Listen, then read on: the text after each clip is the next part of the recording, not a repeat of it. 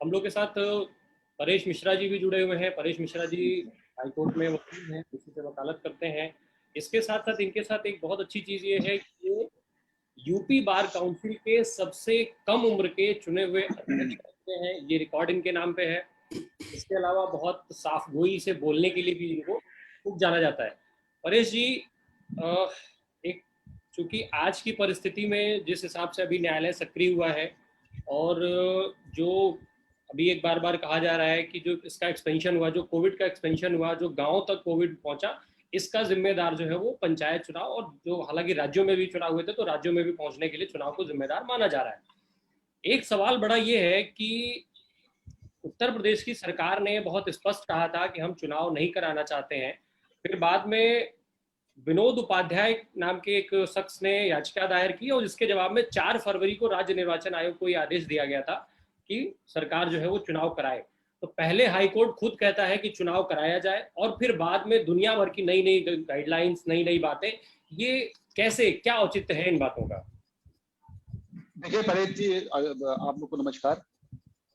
सबसे पहले हमको ये समझना होगा कि हाई कोर्ट डायरेक्शन देती है, सुप्रीम कोर्ट डायरेक्शन देती है, और उसको एग्जीक्यूट करती है हमारी स्टेट।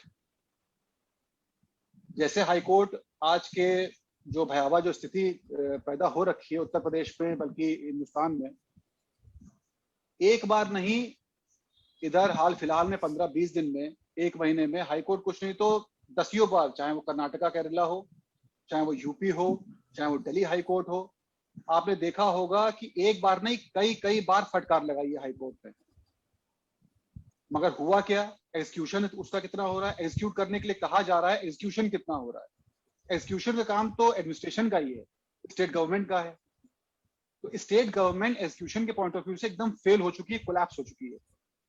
हाईकोर्ट जज खुद तो अपने चेयर से उतर के जाएंगे नहीं वहां फॉलो अप कराने के लिए।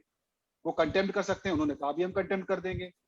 मगर पॉइंट ये है, बड़ी देर से मैं आपका ये डिस्कशन सुन रहा हूं, यहाँ पर आपने वैक्सीन की बात कर रहे हो, काफी देर से सारी चीजों की बात हो रही है। जितनी देर से मैं सुन रहा हूं उतनी देर से जो सबसे दर्दनाक चीज है, जो भयावह स्थिति है इस समय, वो है कि हमारे जो पेशेंट ऑक्सीजन से मर रहे हैं, एक नॉर्मल दवाइयों की वजह से मर रहे हैं। हम ये कह दें कि ये पैंडेमिक है, एकदम से आई, एकदम से क्या आई, पिछले साल भी आई थी। भगवान का लाख शुक्र था कि उतनी स्थितियां भयावह नहीं हुई। ब्रिटेन में लॉकडाउन लगा था, दोबारा लॉकडाउन लगा था, अमेरिका में लगा था, हर जगह लगा था। मगर यहाँ पर उस चीज को, उससे सीखने की बजाय उस चीज को बहुत ही लाइटली लिया कि कोरोना गया। जो देखिए, जो ग्राउंड रियलिटी है, हाईकोर्ट तब भी कह रहा था, हाईकोर्ट आज भी कह रहा है। ऐसा नहीं है कि हाईकोर्ट ने नहीं कहा। इसके पहले भी ये प्रश्न पूछा गया था, कोई एडवोकेट हमारे साथ में थे। हाईकोर्ट आज भी कह रहा है, मगर उसको एग्जीक्यूट करेगा कौन?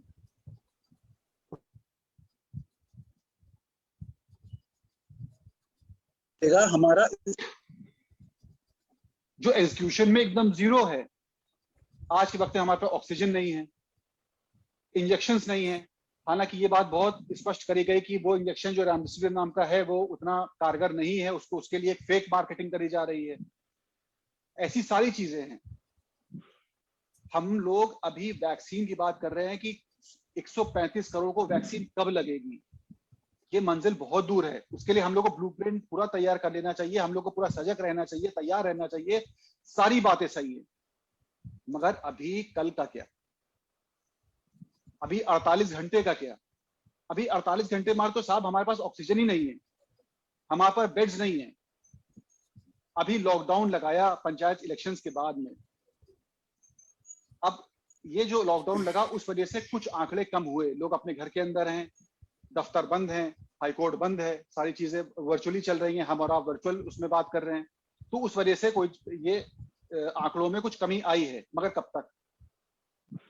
अच्छा, ये जो लॉकडाउन हो रहा है, इस लॉकडाउन में हमको चाहिए था कि हम लोग ऑक्सीजन को भरपूर मात्रा में कर लें, क्योंकि इम्यूनिटी की जहां तक बात है, इम्यूनिटी हम लोग कई तरीकों से हम लोग अपनी इम्यूनिटी को मजबूत कर सकते हैं। मगर यहाँ पर प्रॉब्लम यह है कि इस लॉकडाउन का जो हम लोग को सदुपयोग करना चाहिए था, वैक्सीनेशन इस लॉकडाउन में करनी चाहिए थी, भरपूर वैक्सीनेशन करनी चाहिए। तो मैंने अभी इंटरनेट पे ही कहीं किसी न्यूज पोर्टल पे पढ़ा था कि 10 मिनट में पूरी वो साइट ही क्रैश डाउन कर गई, जिसमें 18 प्लस वाले हमारे नौजवान साथियों को जिसमें रजिस्टर करना था। तो अब ये जागरूकता चाहे भय से आई हो, चाहे वो पढ़ाई की वजह से आई हो, चाहे वो जिस भी वजह से आई हो, आई तो वो पूरी क्रैश डाउन कर गई। हमारे पास नो वैक्सीन, चाहे वो बिहार हो, चाहे वो उत्तर प्रदेश हो, चाहे वो जहां भी हो, बड़े बड़े बोर्ड लगे कि यहाँ पे वैक्सीनेशन नहीं हो सकता क्योंकि हमारे पास वैक्सीन नहीं है, चाहे वो दिल्ली हो, चाहे वो कहीं भी हो। अब जब साहब हमारे पास वैक्सीन नहीं है, हमारे पास ऑक्सीजन नहीं है, और मैं अभी परसों एक न्यूज चैनल देख रहा था जिसमें वो नीति आयोग के जो पॉल साहब हैं शायद, वो कह रहे हैं कि I am very proud to say that, मैं गर्व के साथ ये बात कह सकता हूं कि जुलाई से लेकर दिसंबर तक हमारे पास 135 करोड़ लोग के लिए वैक्सीन आ जाएगी। जुलाई तक भाई साहब, आप पिछले एक महीने का रिकॉर्ड उठा करके देखिए, जो स्थिति बिगड़ी है पूरे हिंदुस्तान में और उत्तर प्रदेश में, वो एक महीना काटना हम सबके लिए कितना मुश्किल हो गया। फेसबुक ऑन करने का मन नहीं करता था, ट्विटर खोलने का मन नहीं करता था, जहां भी देखते थे वहां पर सिर्फ और सिर्फ ये होता था कि आज अपना ये साथी मारा गया, आज अपना वो साथी मर गया। और क्यों मर गया? 99% जो आदमी जो मरे हैं वो लैक ऑफ ऑक्सीजन की वजह से मरे हैं, मेडिकेशन की वजह से मरे, कोविड की वजह से मरे हैं। यहां पर आप देखिए जो लाशें बह बह के आ रही हैं, बिहार कह रहा मेरी नहीं है, यूपी कह रहा मेरी नहीं है। अरे हैं तो वो इंसान ही, वो कौन है? वो इंसान ही है जो मर रहे हैं। हम लोग इंडिया लिखते हैं, इंडिया, हम भारतवासी, हम भारत के लोग। यहाँ पे यूपी, बिहार, मध्य प्रदेश, आंध्र प्रदेश की बात है ही नहीं साहब। यहाँ पे पूरी की पूरी मेडिकल सिस्टम, अभी मैं साइकिल साहब को सुन रहा था, बहुत अच्छी बात उन्होंने बताई, कोलैप्स कर चुका है। हमें आने वाले एक हफ्ते की तैयारी करनी है जिससे हम लोग अपने लोगों को बचा सकें। वो जुलाई में आएगा, दिसंबर में आएगा, तब तक क्या स्थिति होगी, लॉकडाउन कब तक चल पाएगा? देहात की अगर बात करें तो देहात में आदमी ये मानने को नहीं तैयार है। हम लोग अभी इस चीज को कन्विंस ही उन लोग को नहीं कर पाए हैं पूरी तरीके से कि आप वैक्सीन लगवाइए, हालांकि वैक्सीन है भी नहीं, वैक्सीन लगवाइए, या क्या कहते हैं कि आप लोग सोशल डिस्टेंसिंग का मास्क तक नहीं बटे। वैक्सीन तो बहुत दूर की बात है, वैक्सीन का कोई मतलब ही नहीं है। वैक्सीन तो पता नहीं कब पहुंच पाएगी। पैरासिटामोल पे वो लोग गुजारा कर रहे हैं, जो नॉर्मली सिक दवाई है उस पर वो लोग गुजारा कर रहे हैं, वो लोग गमछा लपेटे हुए हैं।